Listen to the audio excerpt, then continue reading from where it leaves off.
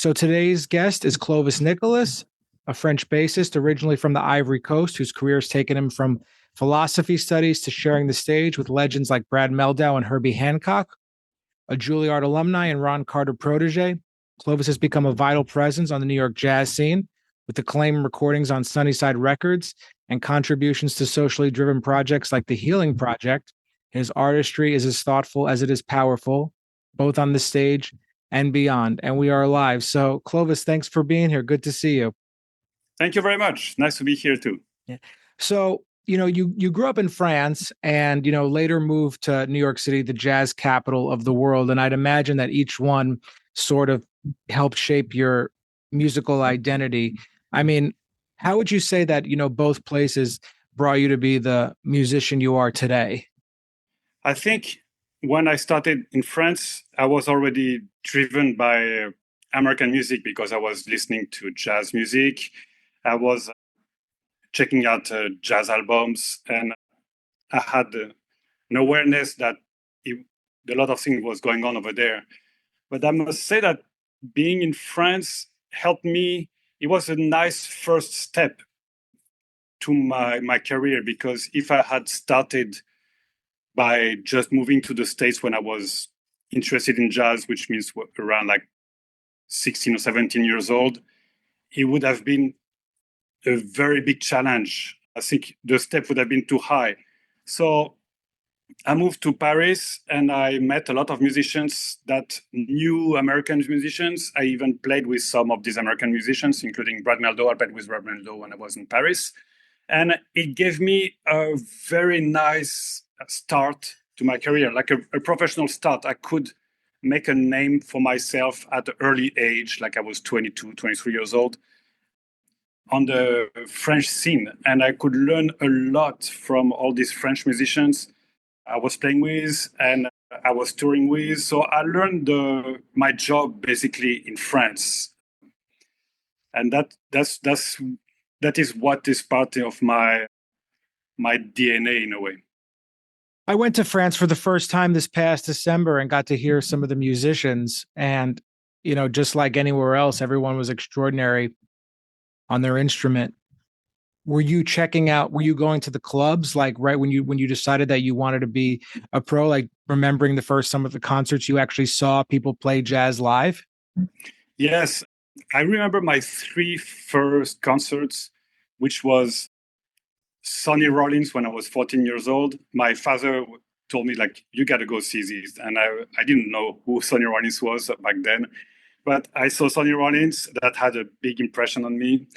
Then I saw Ahmad Jamal with his trio. That was great too. And back then I was already completely hooked up with jazz music. And the third one that I saw was Johnny Griffin. And this was in a jazz club in Paris. And I was sitting like the first row. I was 15 years old and I wanted to get all of it. And I think that's the first time I really got a sense of how it feels like to play on a stage playing jazz. Back then I was already starting to practice jazz songs and I knew who Johnny Griffin was. And that gave me a very nice taste of what is jazz actually. So after that, I was always going in jazz clubs. And I must say that where I'm from, there was not really a bass teacher. So there were some bass teachers, but I didn't like the way they played. So I didn't really want to study with them. So I really studied on my own. I was going out in clubs every night. In Paris back then, there was big scene, big night scene. Like you could go from club 1 to club 2 to club 3 to club 4. And there was always music going on. So I would play with people, ask the drummer a question, ask the saxophone player a question, ask the piano player a question about chords. If I see a bass player, ask the bass player questions about the fingerings or things like that. But my first introduction to jazz music was self-taught. I didn't do a school. I went to school way later when I was 35 years old. But I remember I was following around this bass player, the French bass player called Thomas Bramery. I was trying to go to everywhere he was playing and ask him all sorts of questions. So that's how I learned. When you were asking the musicians questions in Paris, were they receptive towards people who wanted to get information from them? Do you think the culture is different, in terms of, how musicians are, wanting to share information in New York, or is it pretty much the same? I think it's pretty much the same. I think it has to do more with the personality of the musician, which means some musicians might be the kind of person who says one word. Like when I talked to the great bass player Pierre Michelot, I asked him, can I study with you? He said, no, I don't give lessons. And like, okay, so what advice you have to give for me?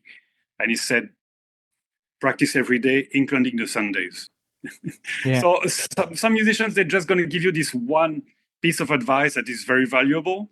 And some other musicians, you might ask a question, whether he's an American musician or French musician, he's a piano player and he's going to go on the piano and you say, oh, you can do this, you can do that, but you can also do this. And this is the intro from Cedar Walton, but I like what Keith Jarrett does. So it's not really relevant to the nationality as much as the personality of the person. And that's, very well said. And, you're still in New York. Obviously, I was going to ask you what makes the scene so special, but everyone knows that. But, how has the scene changed in New York since you arrived, would you say, if you could pinpoint it? I think since I arrived, it got earlier and earlier. When I arrived, you could go out midnight, 1 or 2, and there was still a lot of music happening. And there was more the sense that the music was all night long. Like now it's more like they want to get this crowd from the 7 p.m. crowd, maybe people that work the next day, so they cannot go out at 10 because the commute is too much. So they want to get this crowd. And since I arrived, like my gigs, they start earlier and earlier. Like even when I arrived, the Village Vanguard, they had 3 sets on the weekends. The set was 9 p.m., 11 p.m., and 12:30 a.m. with 3 sets. And sometimes I would go to see something else before and then finish with the Vanguard at 12:30 to 1:30. There was a set. That was the best set because back then only the musicians would hang there. Like if you go see Cedar Walton at 12:30, you know that all the good people are going to be there. What year Good are we people, talking about specifically as far as the Village Vanguard? That's 2002, 2005. I arrived in 2002. Okay. I'd say 2002, 2006. Yeah. Something like that. That's so cool that they had that really late set, and you really could go from club to club to club and then finish off at the Village Vanguard. But then there are still sets that were going on even later than that, I believe. Yes, there was smalls that had this late set starting at 2 a.m. from 2 to 5 a.m. So sometimes I would go out and plan of spending the whole night of music, and I would start with the Blue Note at 8 p.m. and then go somewhere else and then go to the Vanguard and then finish with smalls. I come back at home, I have my head so full of music. It's like it was really worth it as a musician to check all this music out like that. When you're going from club to club to club like that, it's almost like, are you just enjoying the music for what it is, or is it almost a mission to like take in the scene or take in the information, you think?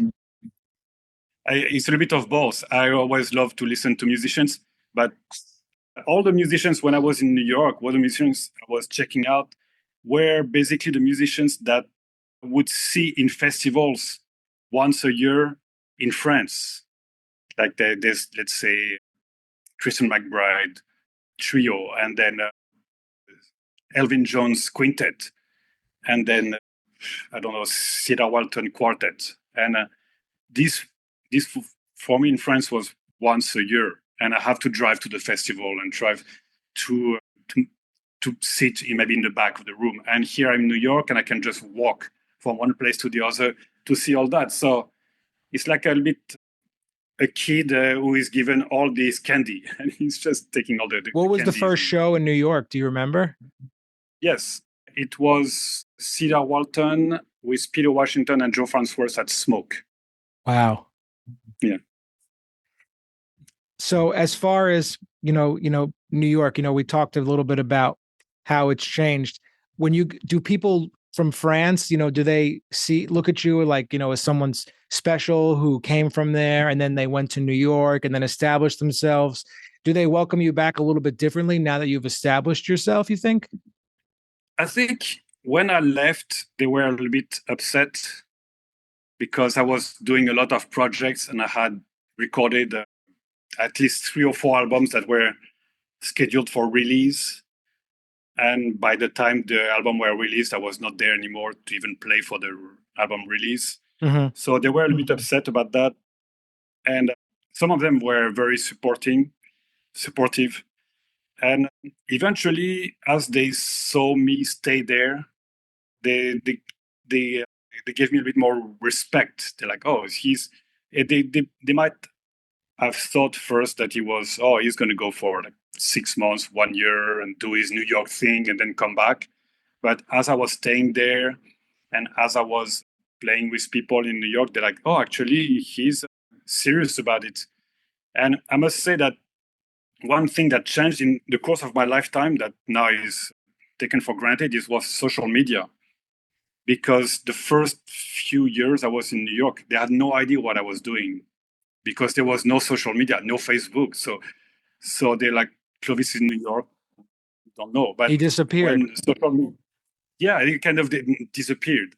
But when social media took over the internet, I started to post what I was doing, and they're like, oh, actually, he's playing in New York. So it was a very nice way to reconnect with the French scene this way.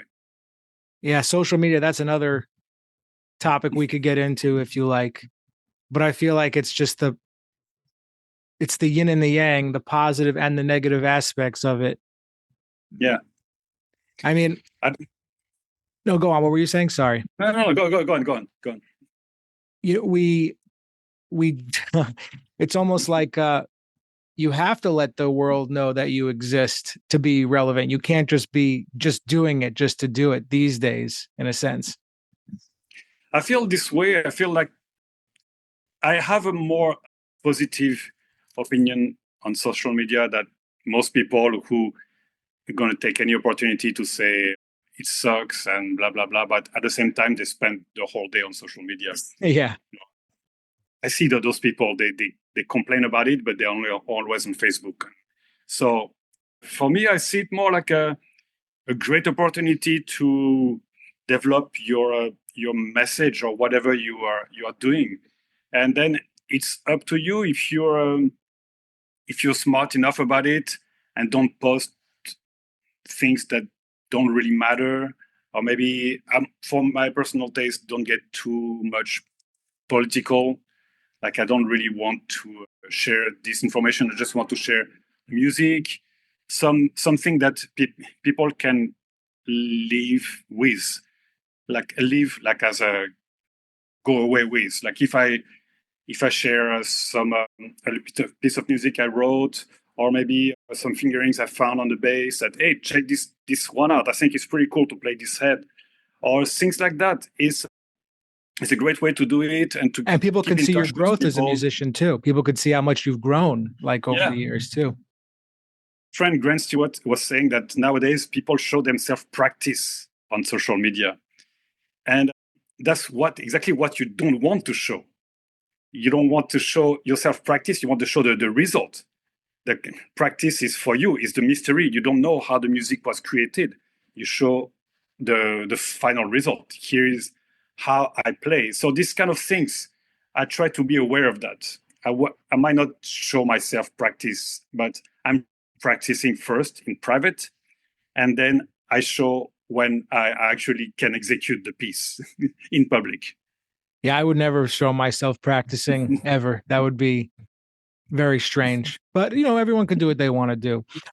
I also feel that personally, like the more further along you go on the journey of playing this music, you're always learning, or you're always realizing how much you do know or don't know? I mean, I like to think don't know sometimes. So what's something you believed about playing this music 10 years ago that you see very differently now? Because we're always students, I like to think. I really like to think I'm always a student, and I'm still once in a while going to see Ron Carter for my what he calls 5,000 notes checkup. So I once a year I go see him, prepare an etude, and he points things that I'm not doing so well. So it's a long process. So I'm fine with that. Just keep learning. From 10 years ago up to now, I feel I'm more or less the same. I've grown into the idea that I'm always going to have to practice and improve.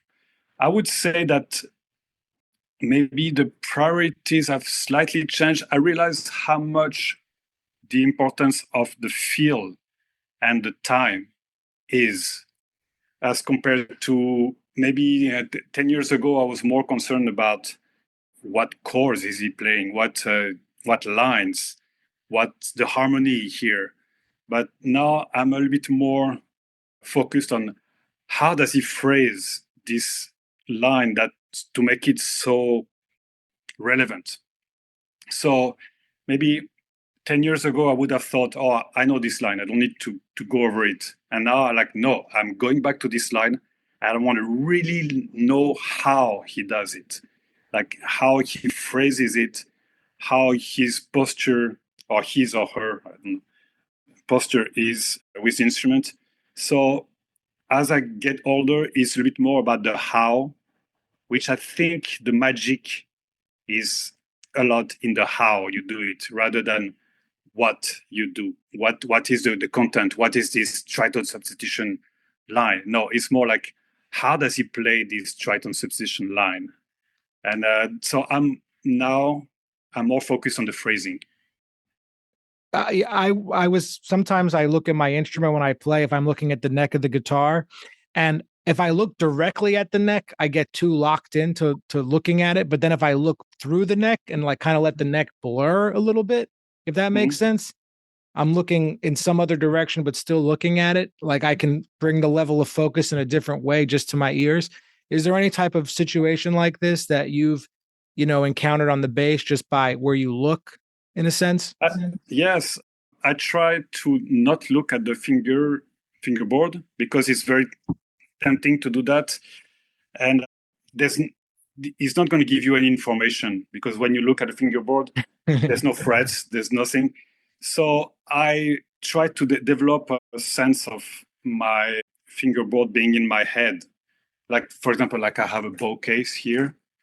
I can play F blues, and if you put the strings, it's going to be exactly a D here because it's in my head. It's like it's the blueprint of the fingerboard is in my head. So whether I close my eyes, whether I look at the window or I look at the drummer, there's this blueprint. The scale of the fingerboard is in my head. So I usually try to not to be distracted by anything.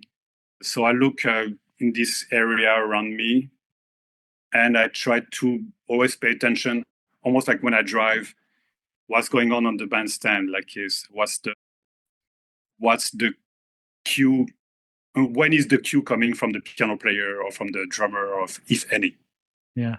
No, this is great stuff, and the way you described it, it's almost like it's the fretboard is it's always there. It's just invisible or something. The way you were talking about it, that's it, which is a great point. And I want to thank you so much for speaking with me for a little bit today. It was very insightful. And where can everybody find your website, social media, all that stuff? We could share it. So I keep my social media handle very easy to find. So I don't put a nickname. So Instagram is Clovis Nicolas without the H for Nicolas. And Facebook is Clovis Nicolas. And my website is clovisnicolas.com. and Spotify or Amazon or Apple Music, or even better, buying my CDs on my website. It's all out there. I like all of my CDs. They're all very different. One is a solo bass. The whole CD is solo bass. The last one is half jazz quartet, half string quartet, like a mix of classical music and jazz. My first one is a sextet with a guitar player with Alex Wintz, actually. Maybe you might know him. I don't know. I know who he is. Yeah. And second one was a project around the Freedom Suite by Sonny Rollins. So I love to do albums. I love to share my music. So maybe the best way to connect with me is to listen to one of them. Yeah. Buy one of the records. That's number one. That's how you get to know the musician. No, thanks so much for doing this. I really appreciate it. Thank you very much.